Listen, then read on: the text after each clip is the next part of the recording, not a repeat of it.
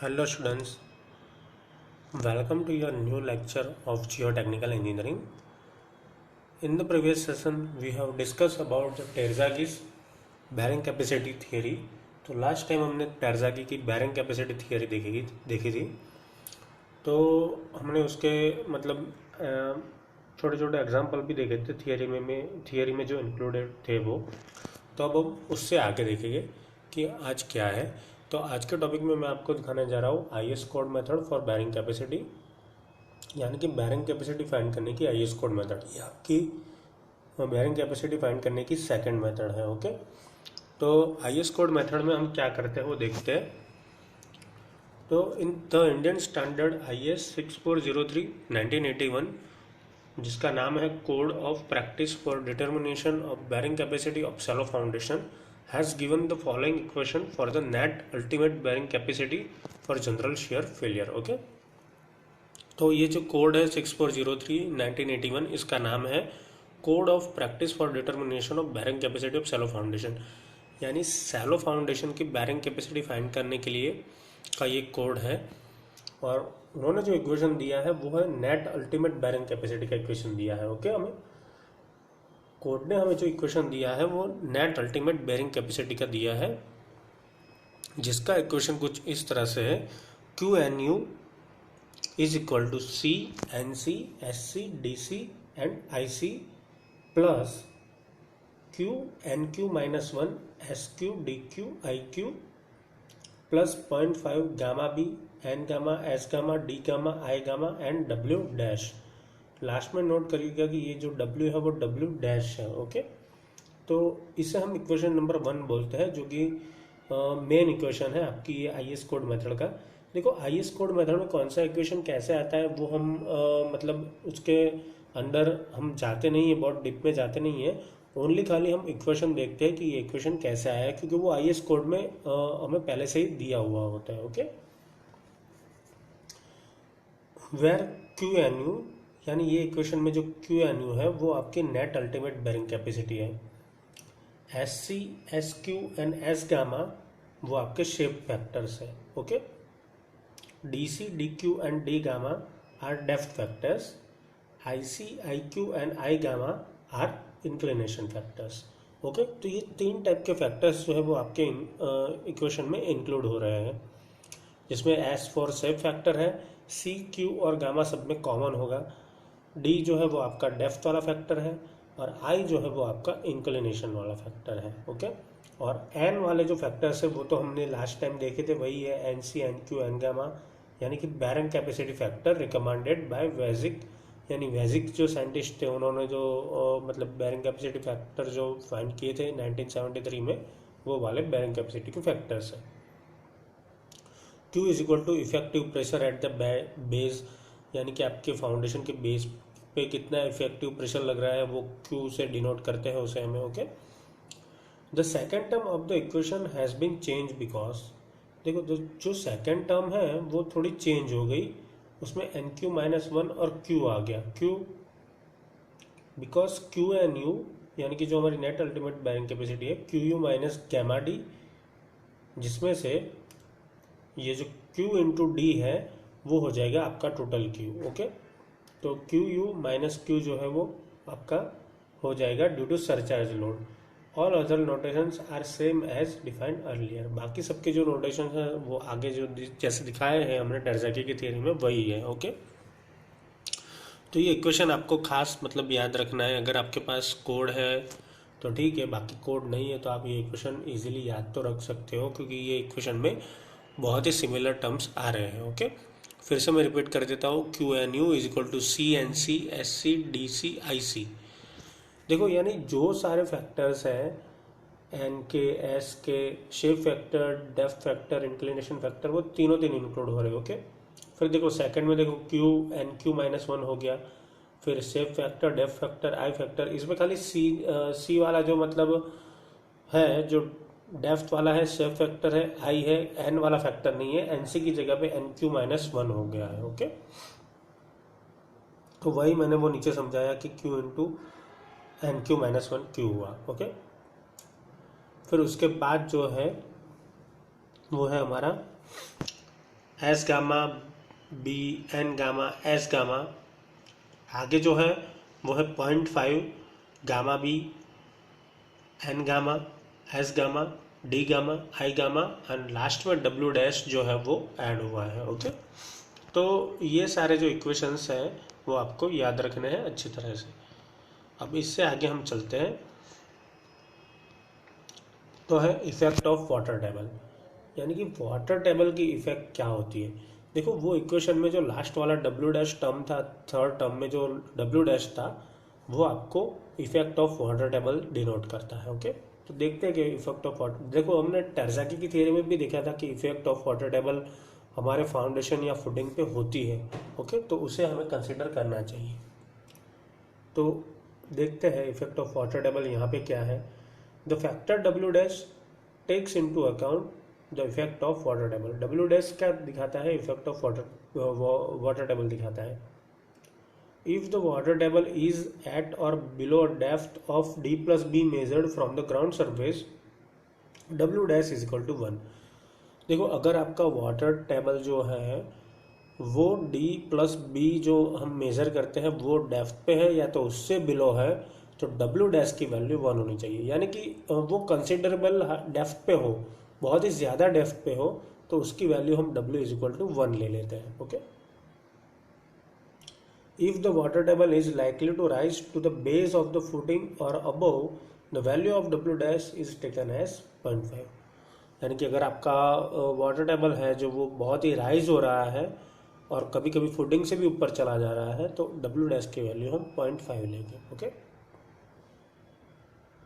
लेकिन third case ऐसा है, if the water table is located at a depth D W below the ground surface such that, यानी कि एक mathematical आपको फॉर्मूला दिया है D which is less than D W और D by D plus B, यानी कि आपका वाटर टेबल की डेप्थ जो है वो डी डेप्थ से ज़्यादा है और डी प्लस बी से कम है, तो उस टाइम पे डब्ल्यू डैश की वैल्यू जो है वो हम लीनियर इंटरपोलेशन से लेते हैं, जो कि हमारा डब्ल्यू डैश का वैल्यू इक्वेशन हो जाएगा 0.5 in the bracket 1 plus Z W by B which is same as factor R W two. यानी कि हमने जो आर डब्ल्यू टू आगे टेरज़ाकी की थियरी में फाइंड किया था वही वाला इक्वेशन है ये 0.5 1 plus Z W two by B. Okay, तो ये हो गया हमारा वाटर टेबल की इफेक्ट आई एस इक्वेशन पे डब्ल्यू डैश की। ओके, तो वाटर टेबल सबसे मैं रिपीट कर देता हूँ फिर से। थर्ड टर्म में जो डब्ल्यू डैश था वो था आपका वाटर टेबल का फैक्टर, यानी कि इफेक्ट ऑफ वाटर टेबल। तो उसे हमने 3 केस में डिवाइड किया। सबसे पहले जो मतलब वाटर टेबल था वो बिलो डेप्थ था डी प्लस बी से, तो उसे हमने W dash is equal to 1 denote कर दिया, यानी कि क्वेश्चन पे कोई डिफरेंस नहीं पड़ेगा अगर आप 1 से मल्टीप्लाई करोगे या नहीं करोगे तो। ओके, सेकंड जो है अगर आपका वाटर टेबल जो है वो बहुत ही राइज हो रहा है, फुटिंग से भी अबव जा रहा है, तो आपको डब्ल्यू डैश लेना है 0.5। And if the water table is located at a depth below the ground surface such that d is less than dw less than d plus b, then the value of w dash is obtained by interpolation, linear interpolation, और इसका equation है w dash is equal to 0.5 under bracket 1 plus zw2 divided by b, and which is same as factor rw2 in the Terzaghi's theory। Okay, तो ये हो गया हमारा water table का effect. अब हम आगे देखते हैं सेफ फैक्टर। तो सेफ फैक्टर का एक टेबल आपको दिया हुआ है, शेप ऑफ फुटिंग। ये सारे टेबल वैसे आपको आईएस कोड में दिए गए हैं। ओके, लेकिन अभी आपके पास अगर आईएस कोड नहीं है इसका तो आप इसे यूज कर सकते हो। ओके, एससी एसक्यू और एस गामा की वैल्यू दी है हमें based on shape of footing, यानी फुटिंग का हमारा शेप कैसा है उसके ऊपर से हमें एससी एसक्यू और एस गामा के हमें इक्वेशंस दिए हुए हैं, उसकी वैल्यूज दी हुई है। फर्स्ट जो है वो आपका स्ट्रिप फुटिंग और कंटिन्यूस फुटिंग है, यानी कि आपका स्ट्रिप फुटिंग और कंटिन्यूस फुटिंग हुआ तो आपकी एस सी एस क्यू और एस गामा तीनों की वैल्यू 1 होगी, यानी कि उससे कोई फर्क नहीं पड़ता, जो इक्वेशन है वही रहेगा। ओके, लेकिन अगर आपका रेक्टेंगुलर फुटिंग है तो आपकी जो एस सी की वैल्यू होगी वो 1 plus 0.2 B by L 1 plus 0.2 B by L and S gamma की वैल्यू हो जाएगी 1 माइनस 0.4 B/L। ओके, वैसे ही अगर आपका स्क्वायर फुटिंग है तो एस सी की वैल्यू 1.3, एस क्यू की वैल्यू 1.2 एंड एस गामा की वैल्यू 1.8 हो जाएगी। ओके, ओनली 0.8 हो जाएगी। अगर वैसे ही आपका सर्कुलर फुटिंग है तो एस सी की वैल्यू हो जाएगी 1.3, एस क्यू की वैल्यू हो जाएगी 1.2 एंड एस गामा की वैल्यू हो जाएगी 0.6। ओके, तो ये सारे शेप फैक्टर्स है। तो शेप फैक्टर डिपेंड्स करता है शेप ऑफ फुटिंग के ऊपर, कि आपके फुटिंग का कैसा शेप है, इसके आधार पे एस सी, एस क्यू और एस गामा की वैल्यूज आप फाइंड करते हो। ओके, इसके बाद का जो फैक्टर है वो है डेप्थ फैक्टर। ओके, तो मैं मेनली आपको बता देना चाहूँगा कि आईएस जो मतलब इक्वेशन है वो comprising of shape factor, depth factor, inclination factor and water table factor W dash से बना हुआ है। ओके, तो इसीलिए हम ये चारों फैक्टर्स देख रहे हैं कि चारों फैक्टर्स में क्या डिफरेंस आता है। ओके, तो अब बात करते हैं शेप फैक्टर के बाद डेप्थ फैक्टर की। तो डेप्थ फैक्टर से क्या इफेक्ट होता है, मतलब वो देखते हैं। The depth factors DC, DQ, D gamma are given below. DC, DQ और D गामा की वैल्यूज जो है वो यहाँ पे दी हुई है, देखते हैं। DC की वैल्यू है 1 plus 0.2 D/B tan 45 plus 5/2। Okay, और DQ की वैल्यू जो है वो is equal to D gamma है, इज इक्वल टू 1 है। लेकिन कौन सी कंडीशन में? For phi is less than 10 degree. अगर आपका एंगल जो है वो 10 डिग्री से कम दे रखा है आपको, फाई जो है वो आपका 10 डिग्री से कम है, तो जो D Q is equal to D gamma होगा, तो ही आपका D Q is equal to D gamma होगा और उसकी वैल्यू आप 1 लोगे। ओके, एंड दूसरी कंडीशन है for phi is greater than 10 degree. अगर आपका 10 से ज़्यादा है फाई, तो डी क्यू और डी गामा की वैल्यू होगी 1 प्लस 0.1 D/B tan 45 प्लस 5/2। तो ये हो गए आपके डेप्थ फैक्टर DC, DQ और D गामा। DQ और D गामा के लिए दो कंडीशन है, for phi is less than 10 degree और second phi is greater than 10 degree. Okay, तो ये हो गया आपका डेप्थ फैक्टर। अब इससे आगे देखते हैं इंक्लिनेशन फैक्टर। तो इंक्लिनेशन फैक्टर्स जो है वो उसकी वैल्यूज जो है वो डिनोट करते हैं हम IC, IQ और I गामा नोटेशंस से, जिसकी वैल्यू हमें दी गई है।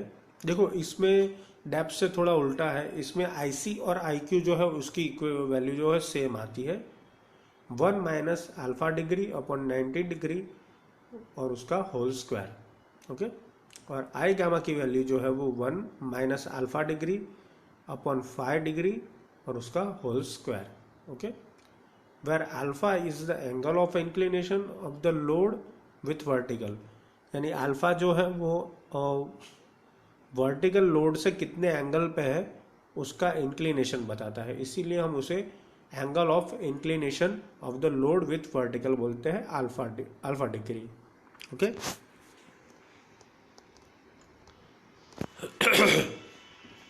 तो इतने फैक्टर्स जो है वो हमें ध्यान में लेने हैं आईएस की थियरी में, inclination factor, depth factor, shape factor और effect of water table. Okay, अब जो है अगर आपका लोकल शियर फेलियर हो रहा है, अगर आपके सॉइल का लोकल शियर फेलियर हो रहा है तो उसका इक्वेशन मतलब दिया है नेट बैरिंग कैपेसिटी का Q dash N U. Okay, जैसे टेरज़ाकी की थियरी में हम डैश वाले कंपोनेंट का यूज़ कर रहे थे लोकल शियर फेलियर के लिए, वैसे ही यहाँ पे भी लोकल शियर फेलियर के लिए हम डैश वाले टर्म्स का यूज़ करेंगे, जिसका इक्वेशन है Q dash N you is equal to 2/3 C NC dash SC DIC plus Q NQ dash -1 SQ DQ IQ plus 0.5 gamma B N gamma dash S gamma dash D gamma I gamma and W dash. Okay, इसे हम denote करते हैं equation number 2 से।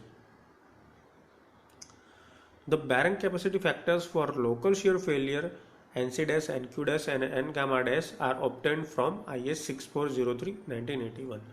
Okay, तो ये जो है वो N C dash, N Q dash और एन गामा डैश जो है वो आगे हमने जो टेबल देखा था, ओके, वहाँ से हम निकाल सकते हैं। और फाइव डैश का जो इक्वेशन है वो सेम रहेगा टेरज़ागी की थियरी का, phi dash is equal to tan inverse 2/3 tan phi। Okay, अब देखो हमें ये फाइव डैश के ऊपर से बहुत सारे मतलब 3 केसेस दिए हुए हैं। ओके, जैसे हम लास्ट टाइम हमने देखा था कि टेरज़ागी की थियरी में भी हमें कुछ कंडीशंस के हिसाब से जो है वो एंगल के मतलब मेजरमेंट्स निकालने थे, तो वैसे ही हम इसमें करेंगे। तो इसमें कौन कौन से केस है वो देखते हैं। In the case of cohesion less soil, cohesion less soil है यानी कि C इज इक्वल टू 0 होगा। पहले आपको ये ध्यान में रखने वाला है क्योंकि कोहेजन है नहीं इसमें सॉइल में। Okay, if the relative density is greater than 70% and the void ratio is less than 0.55, the failure is considered as general shear failure। देखो IS कोड मेथड में जो फेलियर हम डिनोट करेंगे जैसे टेरज़ागी में किया था, तो यहाँ पे 2 कंपोनेंट आप देखोगे। एक आप देखोगे रिलेटिव डेंसिटी जो कि परसेंटेज में होगी, और वॉइड रेशियो देखोगे जो पॉइंट मतलब वॉइड रेशियो देखोगे उसकी वैल्यू देखोगे। अगर आपकी रिलेटिव डेंसिटी 70% से ज़्यादा है और आपका वॉइड रेशियो जो है वो 0.55 से कम है, तो आपका जो फेलियर होगा वो जनरल शेयर फेलियर होगा। For which equation number 1 is use, IS 6403 table number 3। Okay, यानी कि जो आपको इक्वेशन नंबर 1 जो मैंने पहले दिखाया था, सबसे पहले जो मेन इक्वेशन था वो आप यूज़ करोगे। लेकिन कौन से किस्से में आपकी रिलेटिव डेंसिटी ग्रेटर देन 70% हो और वॉइड रेशियो जो है वो 0.55 से कम हो। तो ये हुआ हमारा पहला केस।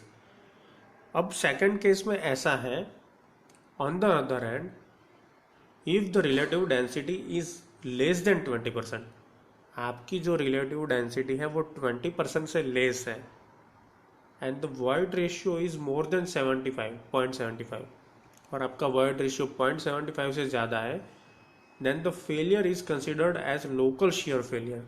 तो अब जो आपका फेलियर होगा वो लोकल शेयर फेलियर होगा और उसके लिए आपको इक्वेशन नंबर 2 यूज करना होगा। ओके, तो ये हो गया आपका question number 2, local shear failure. फिर से मैं आपको बता देता हूँ कि जो आपकी रिलेटिव डेंसिटी है वो 20 से कम है और जो वॉइड रेशियो है वो 75 से ज़्यादा है, यानी कि बिल्कुल उससे जनरल शेयर फेलियर से ऑपोजिट वाली कंडीशंस ये हो गई है। ओके, और थर्ड केस जो होगा वो जैसे ही हमने टेरज़ागी में देखा था, तो इन बिटवीन एक केस था और इन बिटवीन केस के लिए फाइंड करने में ही हमें प्रॉब्लम्स पड़ती है। ओके, तो ये वही वाला केस है, मतलब मिडल वाला केस है। For relative density between 20% to 70%, देखो हमारे पास 20% से कम है अगर रिलेटिव डेंसिटी, तो लोकल शेयर फेलियर का इक्वेशंस है, मतलब उसकी वैल्यूज़ है हमारे पास। अगर 70% से ज़्यादा है तो हम जनरल शेयर फेलियर में जा सकते हैं।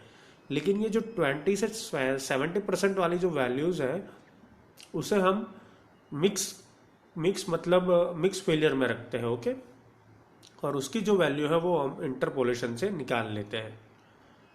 तो आपकी रिलेटिव डेंसिटी केस 3 में बिटवीन 20% टू 70% होगी एंड आपका वॉइड रेशियो जो होगा वो बिटवीन 0.55 एंड 0.75 रहेगा।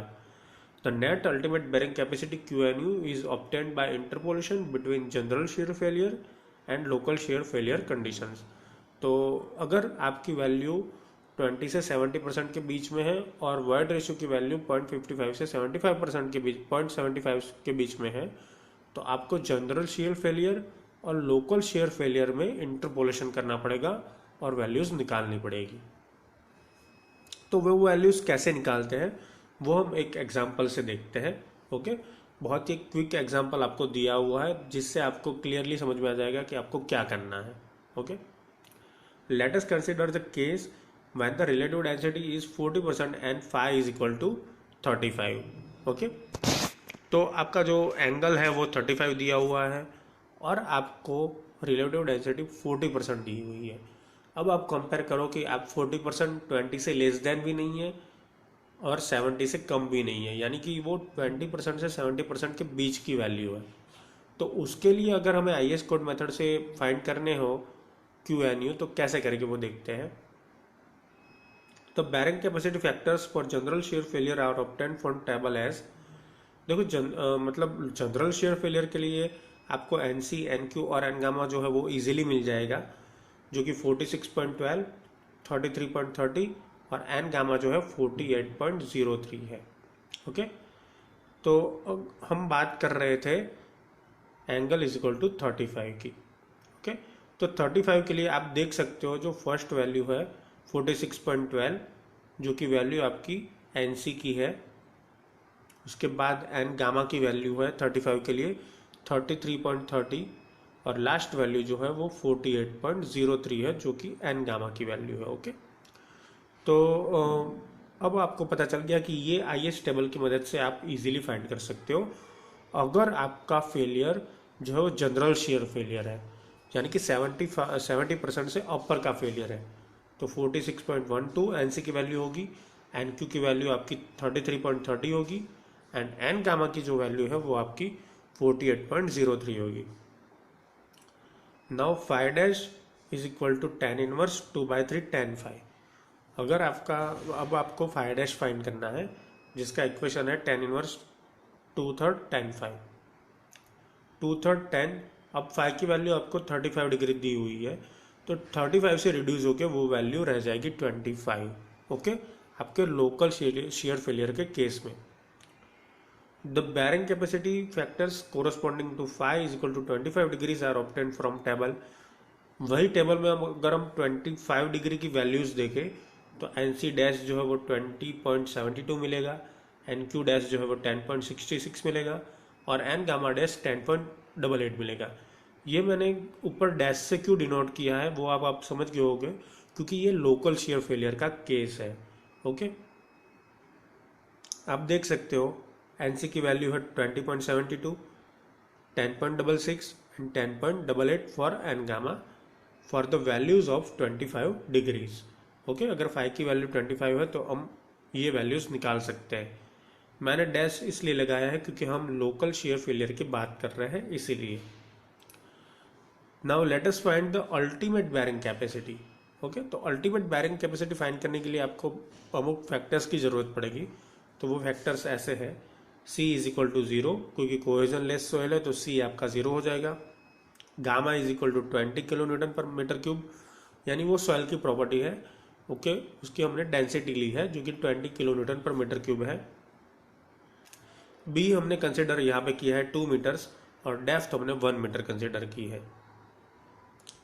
अगर b is equal to 2 metre और d is equal to 1 metre है तो आपका S Q is equal to S gamma is equal to D Q is equal to D gamma, वो आपका 1 रहेगा और डब्ल्यू डैश जो है वो आपका 1 रहेगा। ओके, तो ऐसे केस के लिए हमें bearing capacity net ultimate find करनी है।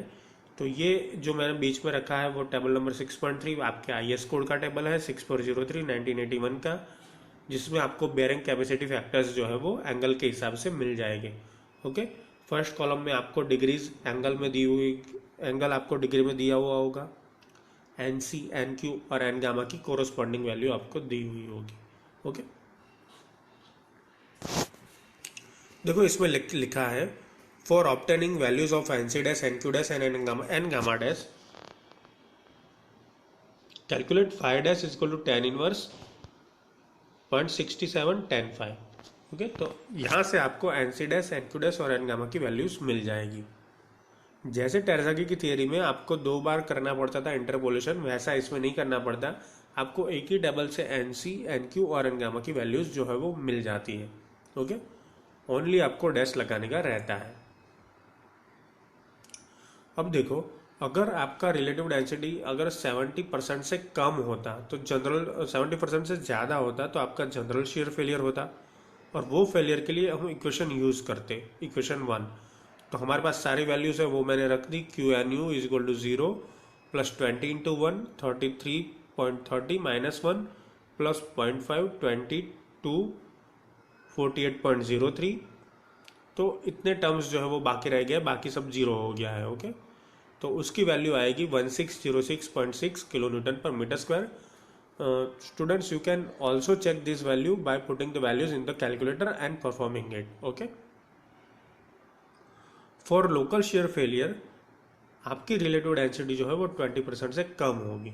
तो उसके लिए हमें इक्वेशन नंबर 2 यूज़ करना पड़ेगा। तो क्यू डैश एन यू की वैल्यू जो है, हम देखो क्यू डैश एन यू की वैल्यू फाइंड करते समय हम N C dash, N Q dash और एन गामा डैश की वैल्यूज रखेंगे, और क्यू एन यू फाइंड करते टाइम हम एन सी, एन क्यू और एन गामा की जो ओरिजिनल वैल्यू है वो रखेंगे। ओके, तो उसका आंसर आया 410.8 किलो न्यूटन पर मीटर स्क्वायर। तो आपके पास दो आंसर आ गए, एक आपकी रिलेटिव डेंसिटी 70% से ज़्यादा हो तब का, और एक आपकी रिलेटिव डेंसिटी जो है वो 20% से कम हो तब का। तो अब हमें 40 डिग्री के लिए फाइंड करना है। तो for relative density is equal to 40% by using interpolation we get. तो इंटरपोलेशन के बाद आपको ये वैल्यू मिलेगी। तो जो वैल्यू मिलेगी वो आपको 410 में प्लस करनी है, यानी 20 जो मतलब जो लोएस्ट बाउंड्री है उसमें प्लस करनी है। तो यहाँ पे जो हम लिखेंगे जो वैल्यू क्यू एन यू के लिए, वो लोअर बाउंड्री के लिखेंगे। देखो हमारी लोअर बाउंड्री 20% से कम की है, तो उसकी वैल्यू होगी 410.8 प्लस डिफरेंस कितना आया। तो डिफरेंस जो है वो हम यहाँ पे डिवाइडेशन में लिखेंगे।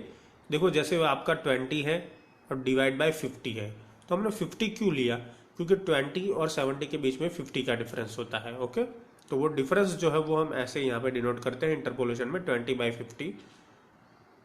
अब आपकी जो ओरिजिनल वैल्यू है, यानी कि जो बड़ी वैल्यू है 1606.6, उसमें से हमारी जो छोटी वैल्यू है 20% की वो डिडक्ट कर लेंगे। तो ये करने के बाद आपको जो वैल्यू मिलेगी वो आपकी क्यू एन यू की वैल्यू होगी। Okay, for relative density 40%। तो अब आपको समझ में आ गया होगा।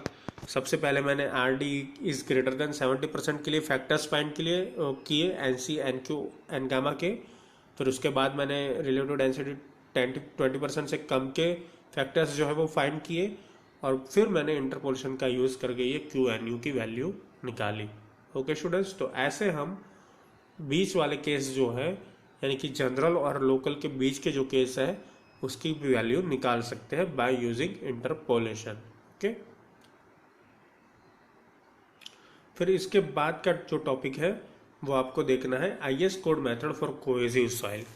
देखो अभी तक हमने कोहेजन लेस सॉइल की बात की थी, लेकिन कोहेसिव सॉइल हो तो हमें क्या करना है वो देखते हैं। IS 6403/1981 gives the following equation for the net ultimate bearing capacity of the cohesive soil laying below the footing immediately after construction। तो फुटिंग के इमीडिएटली जो मतलब सॉइल है उस अगर वो सॉइल कोहेसिव हो तो उसके लिए भी IS ने एक इक्वेशन बनाया है। वो इक्वेशन क्या है हम देखते हैं। The equation is obtained by substituting N Q is equal to 1, N gamma is equal to 0 in equation 1। देखो इसके लिए हमें क्या करना पड़ेगा, तो एन क्यू की वैल्यू जो है वो इक्वेशन 1 में 1 रखनी पड़ेगी, और एन गामा की वैल्यू जो है वो हमें 0 रखनी पड़ेगी। तो आपका जो इक्वेशन आएगा वो ऐसे बनेगा, Q N you is equal to C N C S C D C into I C. Okay, in this case since y is equal to 0 N C is equal to 5.14। Okay, the values of SC are same as given in table of shape factor। SC की value आपको shape factor table पे से लेनी है, कौन सा आपका footing है उसके ऊपर शेप फैक्टर डिपेंड करता है। The value of DC is given by DC is equal to 1 + 0.2 in the bracket D/B, यानी कि ये DC का इक्वेशन है। The value of IC is equal to 1 - alpha degree upon 90 degree और उसका whole square, यानी कि देखो आपको देखो C जो है, अब देखो C कोहेसिव सॉइल है तो उसकी कोई वैल्यू होगी तो वो हम रख देंगे। NC की वैल्यू हमें यहाँ पे कांस्टेंट दी हुई है 5.14। SC की वैल्यू शेप फैक्टर के इक्वेशन पे से निकल जाएगी। ओके, DC जो है वो हमें ये इक्वेशन से मिल जाएगा 1 + 0.2 D/B, एंड IC की जो वैल्यू है वो हमें ये इक्वेशन से मिल जाएगी 1 - अल्फा डिग्री अपॉन 90 डिग्री का स्क्वायर। तो ऐसे हम जो है वो कोहेसिव सॉइल्स के लिए भी क्यू एन यू की वैल्यू निकाल सकते हैं by using this equation. The value of C is obtained from unconfined compression test और it can be derived from static cone test. Okay, जो C की वैल्यू देखो जनरली हम कैसे निकालते हैं, अनकन्फाइंड कंप्रेशन स्ट्रेंथ टेस्ट से या तो फिर स्टैटिक कॉन टेस्ट से। ओके, लेकिन अभी हमें यहाँ पे ये करने की ज़रूरत नहीं है, हमको ये सी की वैल्यू ऑलरेडी दी हुई होगी अगर आपकी सॉइल कोहेसिव है तो। ओके, फिर उसके बाद आपको एक टेबल इंफॉर्मेशन के लिए दिया हुआ है, the static contest gives the point resistance QC from which cohesion C can be obtain as under. जैसे कि आपका सॉइल टाइप है नॉर्मली कंसोलिडेटेड क्ले है। देखो, दो टाइप की सॉइल इसमें मतलब क्लासिफिकेशन किया है, एक आपका सॉइल टाइप लिखा है, दूसरा है आपका पॉइंट रेजिस्टेंस वैल्यू QC की, और रेंज ऑफ अनड्रेन्ड कोहेजन यानी कि कोहेजन की वैल्यू कौन सी होगी वो यहाँ पे लिखा हुआ है। ओके, तो सॉइल टाइप जो है वो आपका सबसे पहले है नॉर्मली कंसोलिडेटेड क्ले। अगर आपकी soil normally consolidated clay type की है तो आपकी जो QC की वैल्यू होगी यानी QC की वैल्यू वो लेस देन 2000 होगी। ओके, यहाँ पे QU लिखा है लेकिन उससे आप QC कंसिडर कर सकते हो, QC इज लेस देन 2000। तो QC इज लेस देन 2000 के लिए जो हमारा रेंज ऑफ अनड्रेन का कोहेजन है वो QC/80 टू QC/50 तक रहता है। ओके, तो ये रेंज में आपकी कोहेजन की वैल्यू आती है। और दूसरा जो आपका टाइप है ओवर कंसोलिडेटेड क्ले, यानी कि जो क्ले जो है वो ओवर कंसोलिडेटेड होती है उसके लिए QC इज ग्रेटर देन 2000 होता है, और उसके लिए जो कोहेजन की वैल्यू होती है उसका रेशियो जो होता है वो QC/26 टू QC/22 रहता है। ओके, ये टेबल में आपको एग्जाम्पल में ज़्यादा एक्सप्लेन करूँगा तो आपको पता चलेगा, लेकिन अभी के लिए आपको इतना याद रखना है। ओके स्टूडेंट्स, तो आज हमने देखा कि कैसे हम मतलब IS कोड का यूज़ करके इक्वेशन नंबर 1 और 2 का यूज़ करके हम जो है वो निकाल सकते हैं values net ultimate bearing capacity की। ओके, जिसमें हमने देखा आपका फर्स्ट इक्वेशन, फिर उसके बाद हमने सेकंड इक्वेशन देखा जो कि आपका लोकल शेयर फेलियर के थे। जनरल शेयर फेलियर के लिए जो इक्वेशन नंबर 1 यूज़ करेंगे, जनरल शेयर फेलियर की कंडीशन उतनी है कि आपकी रिलेटिव डेंसिटी जो है 70% से ज़्यादा होनी चाहिए, और लोकल शेयर फेलियर यानी कि Q-NU के लिए ये कंडीशन है कि आपकी रिलेटिव डेंसिटी जो है वो 20 से कम होनी चाहिए। फिर उसके बाद हमने मतलब हमारा जो मीडिएटर केस है यानी कि मिक्स वाला जो केस है जनरल और लोकल का, वो हमने 40% का एग्जाम्पल लेके पूरा समझाया, तो उससे आपको काफ़ी हद तक पता चल चुका होगा कि कैसे हम इक्वेशन जो है वो निकालते हैं। ओके, वो वैल्यूज़ जो है वो निकालते हैं। फिर हमने बेरिंग कैपेसिटी फैक्टर्स का टेबल देखा कि अलग अलग एंगल्स के लिए कौन से NC, NQ और N-गामा की वैल्यूज़ होती है। ओके, फिर हमने एग्जाम्पल देखा, और फिर हमने लास्ट में कोहेसिव सॉइल की IS कोड मेथड देखी। कोहेसिव सॉइल अगर हो, आगे की जो थियरी देखी हमने वो कोहेजन लेस सॉइल की थी, और ये जो थियरी है वो कोहेसिव सॉइल्स की है। ओके, तो उसकी भी वैल्यू कैसे निकालते हैं वो हमने देखा इस लेक्चर में। तो आज का लेक्चर यहाँ तक है, और आपको नेक्स्ट लेक्चर में मैं थोड़े बहुत एग्जाम्पल आपको दिखाऊंगा कि कैसे एग्जाम्पल्स जो है वो सॉल्व किया जाता है। Okay students, thank you for watching and keep watching for updating videos of Jio technical engineering. Thank you.